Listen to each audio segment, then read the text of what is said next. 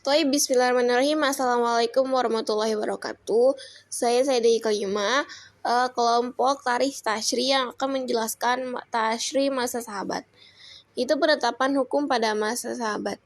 Perkembangan Tashri pada sahabat dimulai sejak wafatnya Rasulullah, yaitu pada tahun 11 Hijriah, yang berakhir pada akhir abad 11 Hijriah. Nah, di antara sahabat yang hidup sampai akhir abad 11 Hijriah seperti Anas bin Malik yang wafat pada tahun 93 Hijriah. Periode ini adalah periode implementasi terhadap undang-undang Tashri dan terbukanya pintu-pintu pengkajian hukum-hukum terhadap peristiwa yang ada ketetapan hukumnya secara jelas. Dan tokoh-tokoh sahabat memunculkan banyak persepsi dalam menginterpretasi teks-teks hukum dalam Al-Quran dan Sunnah yang merupakan bahan referensi pandangan yuridis bagi penafsiran. Dan para sahabat inilah timbul fatwa-fatwa hukum dalam berbagai problema yang tidak ada ketetapan nasnya secara jelas yang kemudian dianggap sebagai dasar dalam berijtihad dalam mengistinbatkan suatu hukum.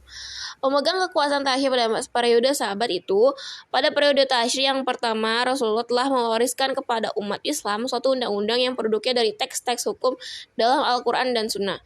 Nah, kewajiban ulama dalam menegakkan Tashri itu menjelaskan kepada umat Islam tentang persoalan-persoalan yang membutuhkan penjelasan dan interpretasi dari teks-teks hukum dalam Al-Quran dan Sunnah, menyebarluaskan di kalangan umat Islam tentang hal-hal yang mereka hafal dari ayat-ayat Al-Quran dan hadis-hadis Rasulullah, memfatwakan kepada masyarakat tentang peristiwa-peristiwa hukum dan urusan-urusan peradilan yang belum ada ketetapan hukumnya.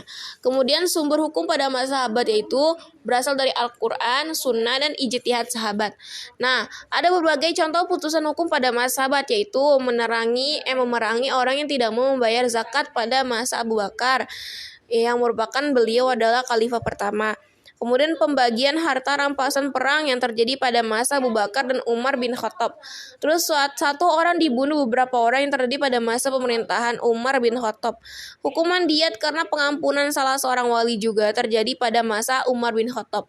Pernikahan seorang wanita yang sedang dalam iddah, bagian zakat orang mualaf, mushaf Utsmani yang terjadi pada masa pemerintahan Utsman bin Affan. Mungkin cukup sekian penyampaian dari saya, kurang lebihnya mohon maaf. Wassalamualaikum warahmatullahi wabarakatuh.